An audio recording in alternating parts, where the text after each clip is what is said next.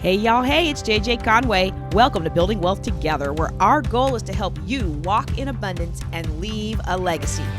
It's Juice with JJ. This is where I keep you informed about scams, financial controversies, and money shenanigans so you can keep your cash flow out of their pockets and funding your dreams.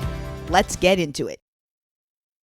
Hey everybody, it's JJ. As we approach Women's History Month, I want to play some oldies but goodies. These were part of my Saturday morning videos that we did, and there's two separate vignettes, but both talking about how we value women's accomplishments. Let me know what you think, and next week we'll get back to our regularly scheduled podcast. I've got a question for you today.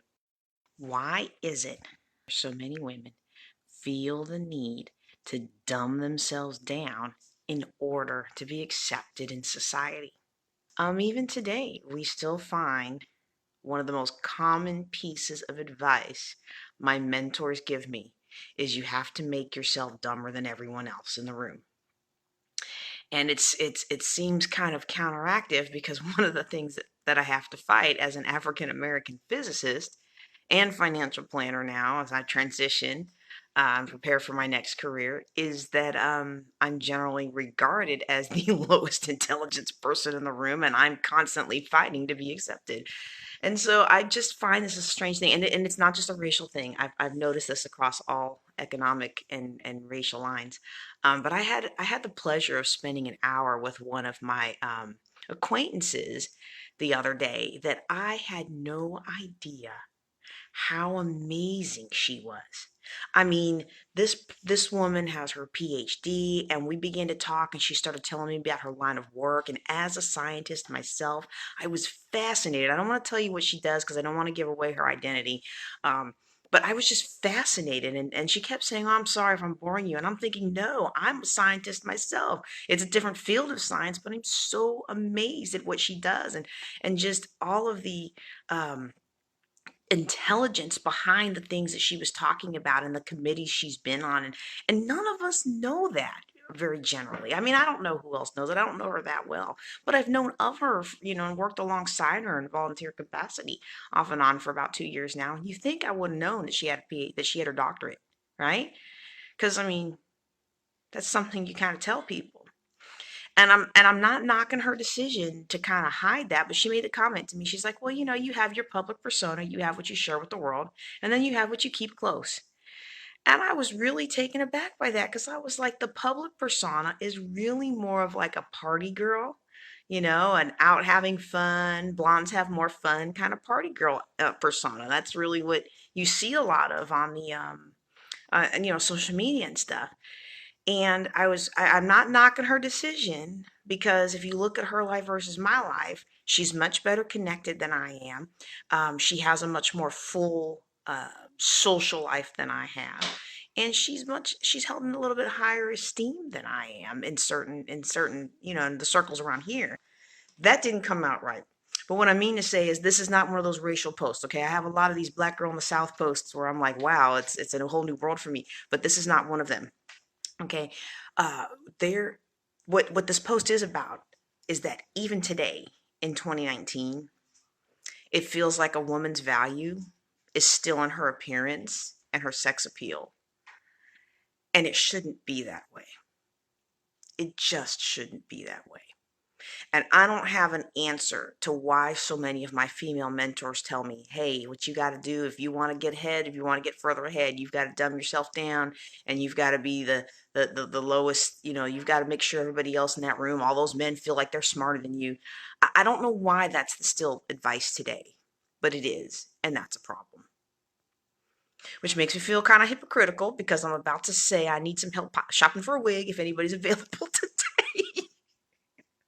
Because I'm going to go on TV to talk about my book. And you know what? People respect a woman more when she has long hair. And we cut my hair. It's much shorter now because it was really, really broken off. And we cut it and styled it. And DJ's done a fantastic job. My bald spots from the wedding set are filling in nicely. One's already gone and the other one's almost gone. So we're doing a good thing and my hair will grow back. But I was like, you know what? I can't go on TV and talk about 40 dates in 4 months with short hair because that's just not going to appeal to enough people to buy my book. Okay, so all of that said, I'd like for you to just do me a favor. I'd like for you to consider what I'm saying and think about why that is, and then think about how you can change that. Like, what can you do in your world today, in your sphere of influence today, to change the fact that one of the most beautiful and intelligent women I've ever known has to hide her intelligence from the world? Tell you a story about years ago, maybe 20 years ago. We were at a women's conference and I was talking with one of the bishops, and standing next to me was this very tall, beautiful, model looking young lady that they called the princess. Supposedly she had, royal blood or something, but I didn't know her. I didn't know her name, and I didn't know much about her other than that. And the three of us were talking, and the bishop made a comment. I don't know if she was a bishop then, but she was definitely one of the administrators in our church, so she was on track to make bishop. But she is a bishop now. She turned to me and she said, "Well, you've got all those degrees and such intelligence." And I looked at her, and without batting an eye, I told her I would trade my intelligence in a heartbeat if I could be beautiful. Because in our society, people value beauty in women, not intelligence. And the look on the bishop's face told me that was the wrong answer.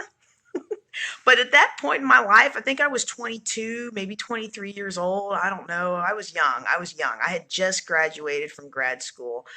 So maybe I was 23, yeah.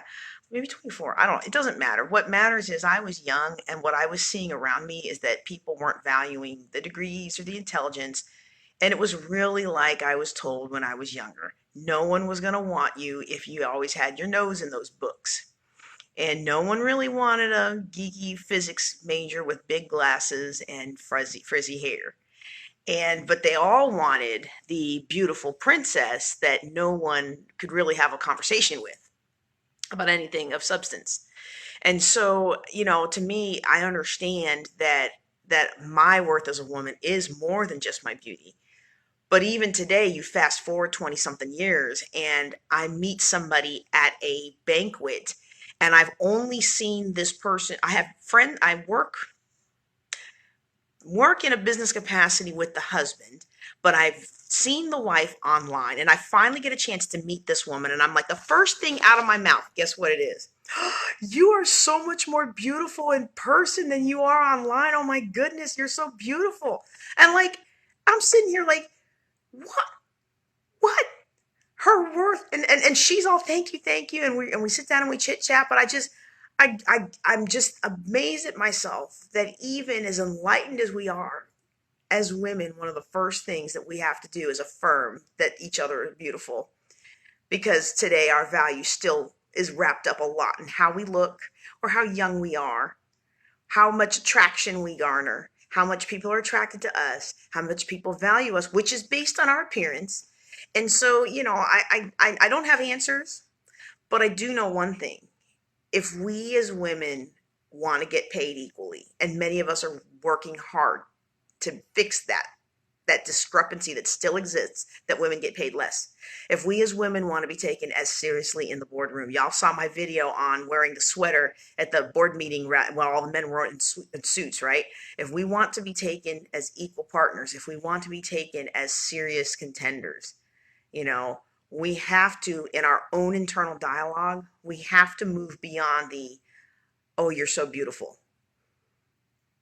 And we have to find other ways to affirm each other. Y'all take care and be blessed. Love the podcast? Be sure to like, subscribe, and forward to 3 friends. You can ask a question or take a life-changing class at buildingwealthtogether.com. Now, go walk in abundance and leave a legacy.